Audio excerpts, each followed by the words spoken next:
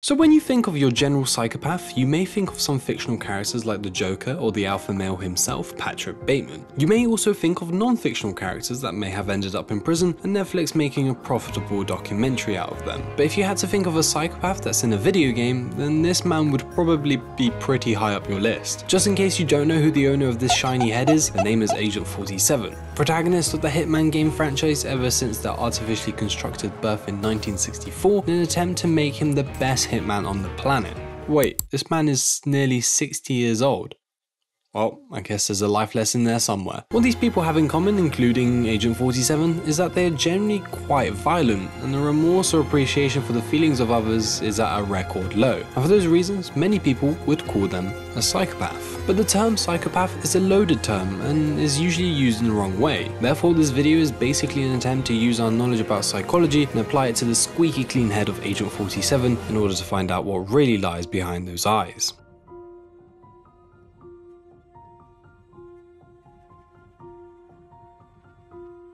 So, what is a psychopath? The term psychopath, or its diagnostical term psychopathy, describes a set of personality traits and behaviors associated with a lack of emotional sensitivity and empathy, impulsiveness, superficial charm, and insensitivity to punishing consequences. These psychopathic traits tend to be observed in around 1% of the population and are more prevalent in men than women. So you can imagine working as a hitman, a person who is actively recruited to cancel another person's lifetime subscription to life requires some, well, abnormal traits, some of which are present in psychopathy. Say for example, something as simple as being startled, perhaps when someone detonates an explosive that causes a toilet to come hurtling into someone's face, and having the ability to inhibit the natural response of blinking or looking away and putting the toilet back in its rightful place. This is exactly what is shown to be present in psychopaths. Their startle response is both inhibited to pleasant or unpleasant pictures as compared to non-psychopaths. So in other words, it wouldn't really matter whether you presented a psychopath cute cat pictures to look at or a picture of your mum, it would be very likely for them to not be startled by either stimulus and continue on with their day as normal. This makes sense, right? If you're a hitman, it works in your favor to not be startled by things that may be shocking in nature, otherwise you could easily give your cover away or just be really bad at your job. However, when you think of a psychopath, you don't tend to think of whether they blink or get scared if you chuck a premium toilet at them. You usually think of the personality traits that a psychopath may have. So with that said, let's take a deeper look into Agent 47's personality. Right, so perhaps the most common conceptualization of a psychopath is a stereotypical closed-off emotionless human being, and there is some truth to that. So it is true that psychopathy is commonly associated with a reduced empathic response, or in more fancy terms, the willingness of psychopathic individuals to act in an antisocial manner with very little evidence of concern for the impact that such behaviours may have on others suggests a diminished empathic response. So, this part of the psychopathy is probably the most applicable to Agent 47. I mean, you don't even have to play the game to see how little emotion he displays. Every trailer has Agent 47 staring so deeply into your soul that you start to feel your own empathic responses diminishing. The word smile does not exist in this man's dictionary. He is emotionally closed off to the suffering of others and rarely ever shows empathy towards his targets, even if those targets are not innocent civilians. Even according to the Hitman Wiki, when those individuals remind him of himself at a younger age, he still doesn't show any signs of empathy. It is undisputed then that Agent 47 and their empathic response is severely lowered and abnormal compared to the general population. Of course, a hitman can't be a person that is empathetic to the targets he terminates, as obviously if you ever played the game and mourn the loss of your target, then you'll quickly end up mourning yourself. So it makes sense that 47 would be trained to not show any hesitation or remorse when it comes to killing or silencing witnesses that threaten the success of his missions. However, it does seem that Agent 47 still has some empathic responses hidden deep within. When this hairless man is not in the mood for killing, they even occasionally show behavior similar to ordinary people. In fact, in Hitman Enemy Within, he's even shown to curse when frustrated and exchanging a bit of banter with a co-worker. This suggests that maybe behind his everyday job, Agent 47 may not be the same person he is when serving a contract. Okay, I gotta admit, occasionally swearing and exchanging a few jokes here and there are not strong enough evidence to show that 47 doesn't always have abnormal empathic responses. However, it does show that perhaps there is a certain duality to Agent 47, one when he is working and another when he isn't. Let's keep that in mind when we start looking at other aspects of Agent 47's personality. Okay, so more generally, when we look at the personality of Agent 47, some other interesting stuff comes out. Remember how in our definition of psychopathy, the individual displays superficial charm and insensitivity to punishing consequences? Well, here is another part where this bold head shines. Firstly, superficial charm. I mean, I'll just let Agent 47 speak for himself in this one. So, what's on the menu? Something that'll take care of this hideous pain in my neck, I hope. I promise. Once I'm done, you won't feel a thing. Dr. Livingston, excuse me. You know, get to use it at home. For parties and things like that, I mean. No. Right. I have a friend who's into that sort of thing. Cosplay, assuming imaginary identities. He says it's very liberating. Takes him out of the stress of everyday life and work, you know? Not really. Yeah, I guess it's different when you do it for a living. How's the pay? Sufficient. Nice. Okay, good talk. I'm supposed to be on my way to do some sort of tattoo cover-up work on him. Could be worse. You could be lying dead in a ditch somewhere.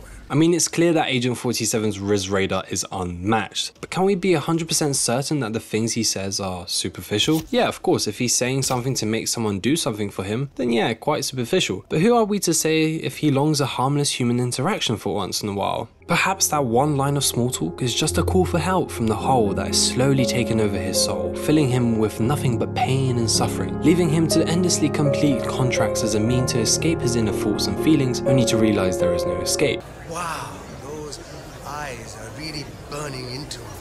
It's like you're just looking straight into my soul.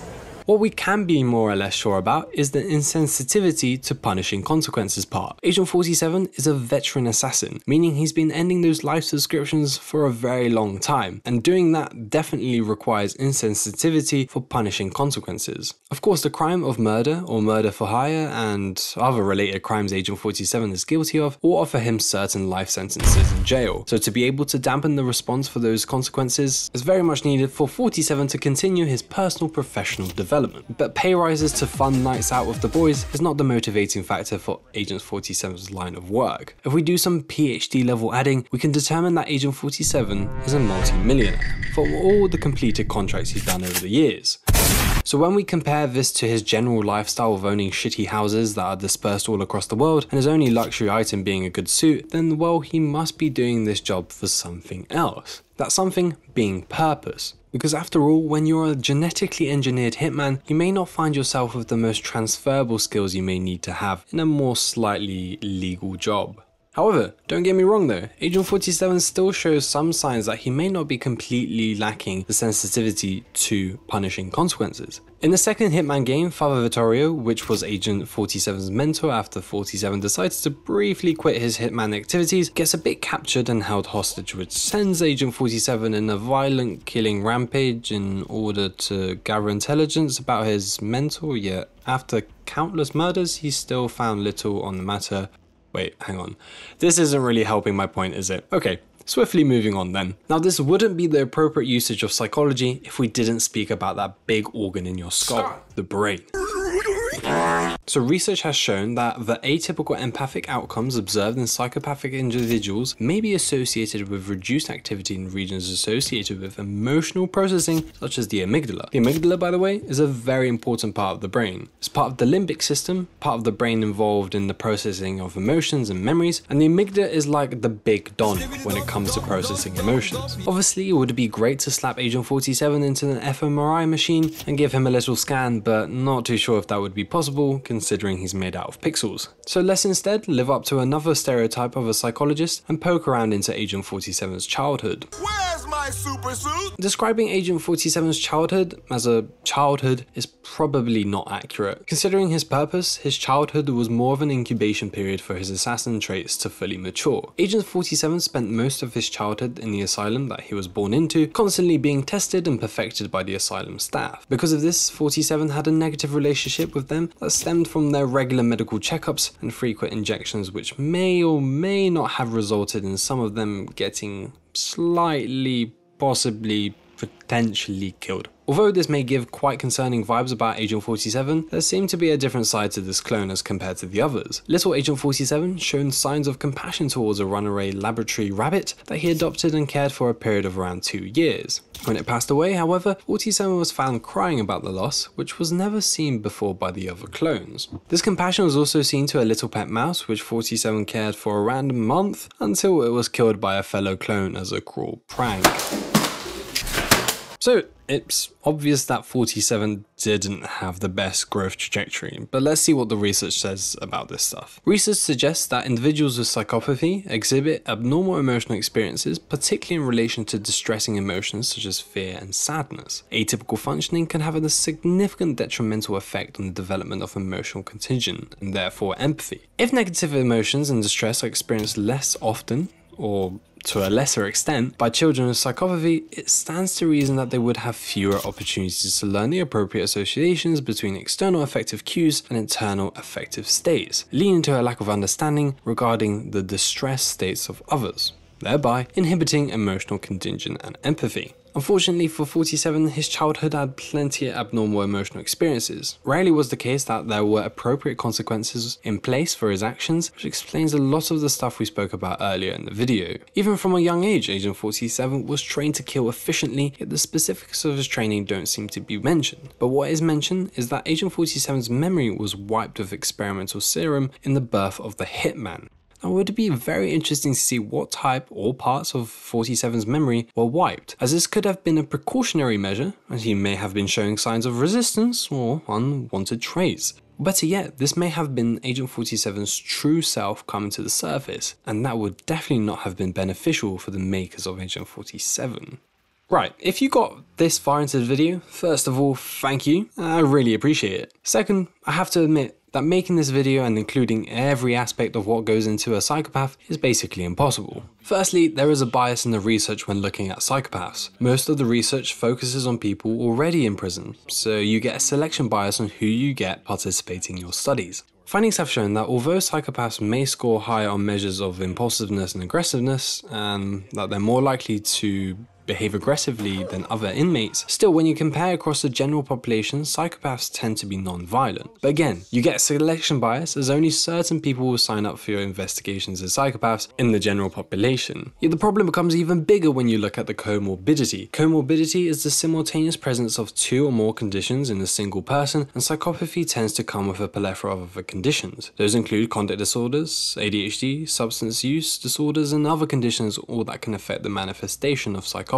Therefore, in the case of Agent 47, it is difficult to determine exactly what this man may or may not have. With that said though, it is also very easy to also misdiagnose. Perhaps Agent 47 may display more traits of sociopathy rather than psychopathy. Sociopathy is something that I haven't really talked about in this video, but is often confused with psychopathy, so it'd be very interesting to have a look into that as well. And finally, we have the big problem of whether our tools are good enough for the job at hand. As we're looking mainly at personality, we'll probably be using questionnaires. Well, to keep it brief, questionnaires aren't great. They usually fall to social desirability bias and not exactly the most objective things either. Even if we don't use questionnaires, it is hardly the case in psychology at this point in time that we are measuring exactly what we need to be measuring. I guess also determining whether Agent 47 is a psychopath or not comes down to how he was constructed by his makers. According to the Hitman Wiki, Agent 47 was created using the DNA of 5 criminal masterminds in order to weave out traits that would be favorable for being an elite assassin. Now, I do not know much about genetics, but assuming they are on the same timeline as ours, their advanced manipulation of genetics happens only around 10 years after the discovery of the structure of DNA. So I guess that's very impressive. But what I do know is where the flaw lies in how Agent 47 was brought up and conditioned to become the person he is. Firstly, Agent 47 was brought up in a time where behaviorism was the go-to thing in psychology. Behaviorism is a systematic approach in understanding behavior and assumes that behavior is a product of stimuli in the environment, and therefore through reinforcement and punishments we learn/acquire new behaviors. A good example of behaviorism is this dog, Pavlov's dog. So, dog salivates when he sees food because, well, it's food. Dog then hears a bell every time he's about to get food. Then dog begins to pair the ringing of the bell with the delivery of his dog Deliveroo. Soon, dog starts salivating when bell is rung even when food doesn't come out. And that, ladies and gentlemen, is a simplification of operant conditioning, a process where behavior is modified through the association of different stimuli in the environment. Classic behaviorism. Now, dogs are not the only ones that this stuff works on. It also works on humans too. The Little Albert experiment, conducted where ethics didn't really seem to be a thing, showed that it was possible to make a little baby associate non-harmful white rat with the emotion of sheer fear, as the experimenters paired the rat with a loud sound anytime the child got anywhere close to it. This association with white fluffy rat and loud scary sound generalized to other fluffy white objects such as Santa Claus and fluffy bunnies. Therefore, although it would hypothetically be possible for Agent 47's makers to pair certain stimuli like say the face of a target with a dampened emotional response, it is very unrealistic for this to be the case. The main reasons for this is that first of all, it is very hard to determine what pairing will actually stick through childhood and adulthood, as no one can control the external environment enough to know. And secondly, like in the case of Little Albert, the generalization that our brain makes with similar objects, concepts and ideas is simply too complex in order to centralize it on a single target. Long story short then, hypothetically speaking, if the makers of Agent 47 were in the same timeline as us, then it would be both genetically and psychologically not possible to breed and make a natural born killer. Gosh, games nowadays, they just lack so much realism. So far this video, it's been more or less clear that Agent 47, even when taking into account both the flaws of psychology and the game itself, this individual shows many similarities with psychopathic traits. That's not to say that all psychopaths are hitmen, but it does suggest that being a hitman does require psychopathic traits. But can you be a hitman without killing people? It kind of defeats the point of a hitman really. However, people playing the Hitman series have found interesting ways to play the game that still achieves the goal, but through, in Hitman terms, unconventional ways. Non-violent or no-killing playthroughs are in fact possible in the Hitman franchise, and as the name suggests, it requires the player to actively not be a hitman, but still to get the job done. There are many ways for this to be possible, from simple manipulation of objects to whole instrumented plans that require certain people to be in certain places for the target to accidentally do the job for you.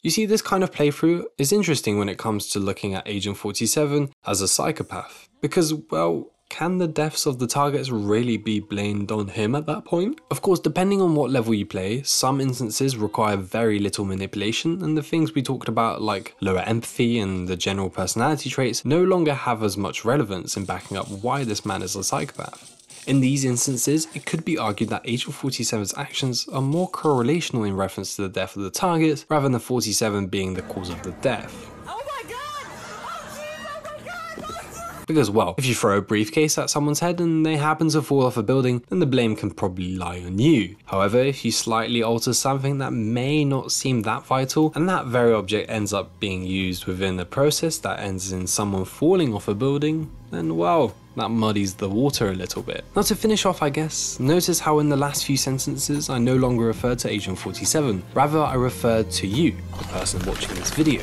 Well, there's a reason for this. First of all, if you clicked on this video, you probably knew who Agent 47 is, which by extension may mean you've already played some of the Hitman games. In order to play the game, obviously you must have a device that can run the game. When the game starts, the world of Hitman loads and you take control of Agent 47. From that point onwards, you control his actions. So, I ask you, would Agent 47 exist if it wasn't for you controlling his will in a simulated environment where the actions of others are controlled and predictable? So much so that even with his plethora of genetically and environmentally engineered assassin skills, even an individual such as yourself is able to complete the task required of a hitman. Of course, not forgetting the countless times you subjected Agent 47 to cruel acts of violence that he can't object to, but instead has to blindly follow the inputs of your controller. That leads him to camp in a public toilet whilst you farm every guard, soldier and civilian till the world world he lives in is left with nothing but a pile of NPC corpses which you impulsively make him arrange into a smiley face without a single amount of empathy or remorse for your consequences. So I ask you, does he have a choice?